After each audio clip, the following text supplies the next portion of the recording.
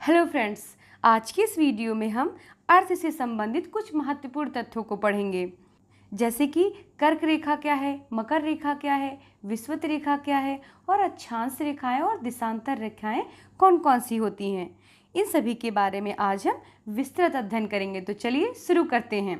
पृथ्वी पर किसी स्थान की भौगोलिक स्थिति ज्ञात करने के लिए ग्लोब पर कुछ खड़ी एवं कुछ पड़ी काल्पनिक रेखाएं खींची गई हैं, जिन्हें अक्षांश एवं देशांतर रेखाएं कहा जाता है। कुछ खड़ी in the means vertical lines, okay, और पड़ी in the means horizontal lines, जिन्हें हम अक्षांश एवं देशांतर रेखाएं कहते हैं। तो जो हॉरिजेंटल लाइंस होती हैं उन्हें अक्षांश कहते हैं और जो वर्टिकल लाइंस होती हैं उन्हें देशांतर रेखाएं कहते हैं। तो चलिए हम ग्लोब में देख लेते हैं। तो ये रहा हमारा ग्लोब। तो ये जो खड़ी लाइंस हैं इन द मीन्स, ये जो वर्टिकल लाइंस हैं इन्हें हम देशांतर रेखाएं बोलते हैं, ओके। और ये जो पड़ी हुई लाइंस हैं इन द मीन्स हॉरिजेंटल, ये जो लाइंस हैं इन्हें हम अक्षांश रेखाएं कहते हैं। और देशांतर रेखाओं को इंग्लिश में लैटिट्यूड बोलते हैं, लैटिट्यूड लाइंस, ओके। और जो अक्षांश रेखाएं हैं इन्हें इंग्लिश में लॉन्गिट्यूड लाइंस बोलते हैं। तो ये रेखाएं जो खड़ी हुई हैं वर्टिकल लाइंस हैं, इन्हें देशांतर रेखाएं यानी कि लैटिट्यूड लाइंस बोलते हैं। और जो हॉरिजेंटल लाइंस हैं इन्हें अक्षांश रेखाएं बोलते हैं, in the means longitude lines, okay. तो ग्लोब पर खींची गई पड़ी काल्पनिक रेखाओं को अक्षांश एवं ग्लोब पर खींची गई खड़ी काल्पनिक रेखाओं को देशांतर रेखाएं कहा जाता है। जैसे कि अभी हमने ग्लोब में देखा, अक्षांश रेखाएं जो होती हैं वो पूर्व से पश्चिम की ओर खींची जाती हैं, जबकि देशांतर रेखाएं उत्तर से दक्षिण की ओर खींची गई हैं। तो चलिए फिर से ग्लोब में देख लेते हैं।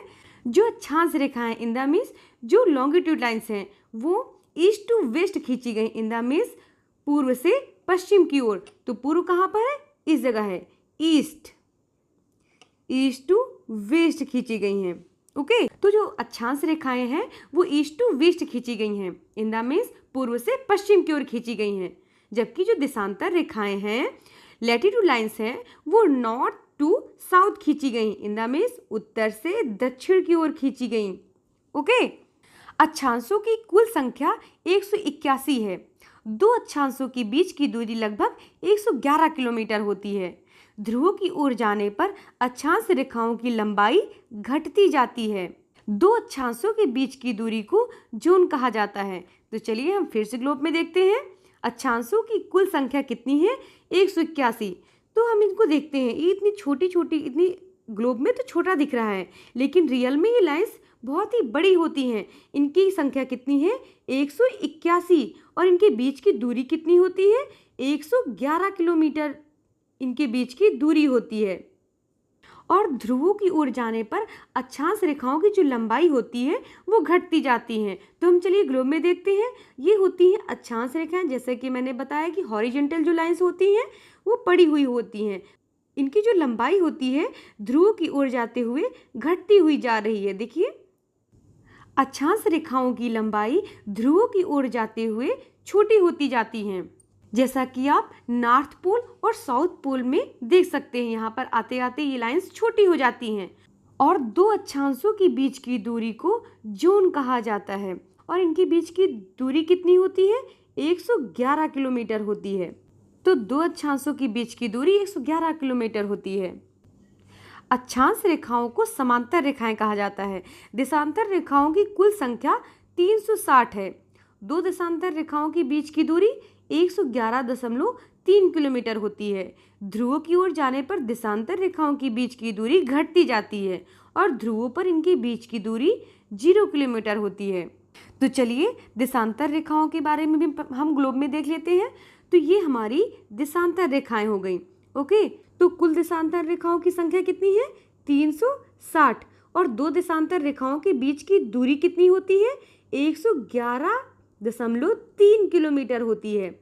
और इन देशांतर रेखाओं के बीच की दूरी ध्रुवों की ओर जाते हुए घटती जाती हैं और आपस में मिल जाती हैं, ओके। तो इन दो देशांतर रेखाओं के बीच की दूरी कितनी होती है?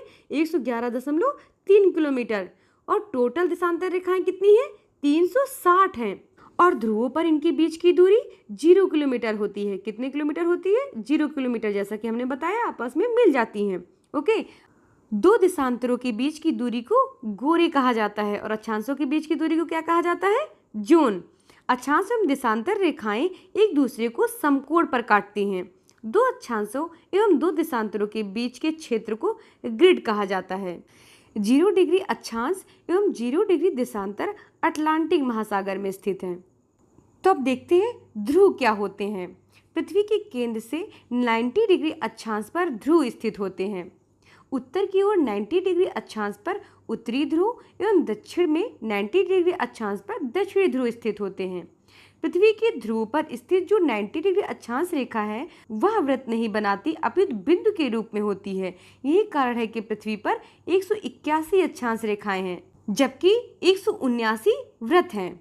अब हम ग्लोब में देख लेते हैं कि नॉर्थ पोल और साउथ पोल कहाँ पर है। 90 डिग्री अक्षांश पर नॉर्थ पोल, ये रहा उत्तरी ध्रुव। 90 डिग्री अक्षांश पर साउथ पोल यानी दक्षिणी ध्रुव। तो ये रहा हमारा उत्तरी ध्रुव और ये रहा हमारा दक्षिणी ध्रुव। ओके, तो पृथ्वी पर कुल अक्षांश रेखाएं कितनी हैं? 181, जबकि वृत्त कितने हैं?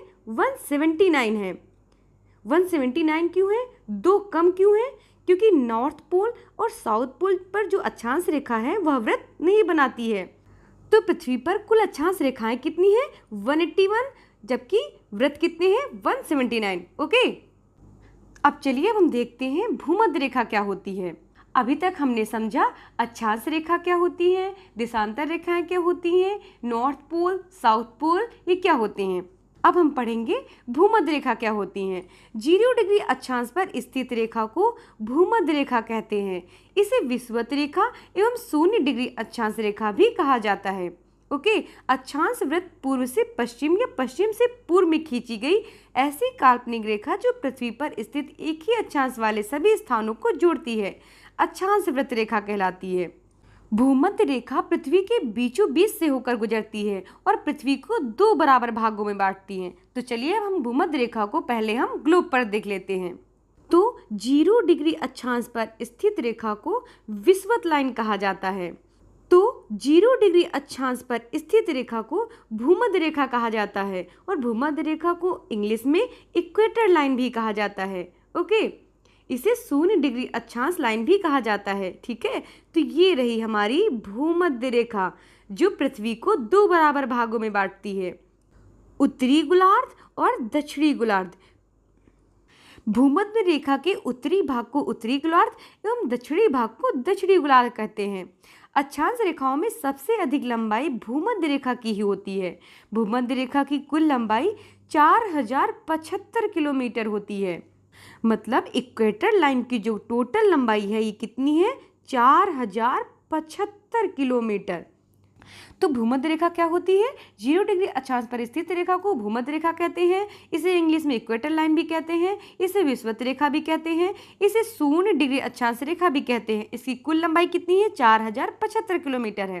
ओके, अब हम भूमध्य रेखा से संबंधित कुछ महत्वपूर्ण तथ्यों को भी पढ़ लेते हैं। भूमध्य रेखा पर सदैव तापमान उच्च बना रहता है। यहाँ का टेम्परेचर हमेशा हाई रहता है क्योंकि यहाँ पर सूर्य की किरणें वर्ष भर लंबवत पड़ती हैं। यहाँ पर अत्यधिक सूर्यातप की प्राप्ति होती है। उच्च सूर्यातप की प्राप्ति के कारण यहाँ दिन के समय अत्यधिक वर्षा होती है। सूर्यातप इन द मीन्स यहाँ का टेम्परेचर हमेशा हाई रहता है। यहाँ पर सूर्य के तापमान के कारण गर्मी अधिक होती है। गर्मी अधिक होती इस कारण से यहाँ पर दिन के समय अधिक वर्षा भी होती है। भूमध्य रेखा पर दिन रात की अवधि समान होती है। इन द मीन्स 12 घंटे का दिन तो 12 घंटे की रात होती हैं। 21 मार्च एवं 23 सितंबर को सूर्य की किरणें भूमध्य रेखा पर एकदम लंबवत पड़ती हैं। इसे क्रमशः बसंत विषु एवं शरद विषु कहा जाता है। इन द मीन्स 21 मार्च और 23 सितंबर को सूर्य की किरणें एकदम लंबवत पड़ती हैं भूमध्य रेखा पर, जिसे बसंत विषु और शरद विषु कहा जाता है। अब हम देखते हैं महान वृत्त क्या होता है। पृथ्वी पर पूर्व से पश्चिम या पश्चिम से पूर्व में खींची गई ऐसी काल्पनिक रेखा जो 0 डिग्री अक्षांश पर स्थित सभी स्थानों को मिलाती है उसे महान वृत्त या वृहत वृत्त रेखा कहा जाता है। In the means great circle कहा जाता है। इस वृत्त की लंबाई पृथ्वी पर स्थित अन्य वृत्तों से अधिक होती है। यह रेखा पृथ्वी की परिधि होती है। तो चलिए अब हम महान वृत्त को ग्लोब में भी देख लेते हैं। तो पृथ्वी पर पूर्व से पश्चिम या फिर पश्चिम से पूर्व में खींची गई ऐसी काल्पनिक रेखा जो 0 डिग्री अक्षांश रेखा पर स्थित सभी स्थानों को मिलाती है उसे वृहत वृत्त या फिर महान वृत्त कहा जाता है, या फिर इसे ग्रेट सर्कल भी कहा जाता है। ओके, तो आज का वीडियो हम यहीं पर समाप्त करते हैं। अब हम मिलेंगे नेक्स्ट वीडियो में कर्क रेखा और मकर रेखा के टॉपिक के साथ। Okay friends, thank you friends.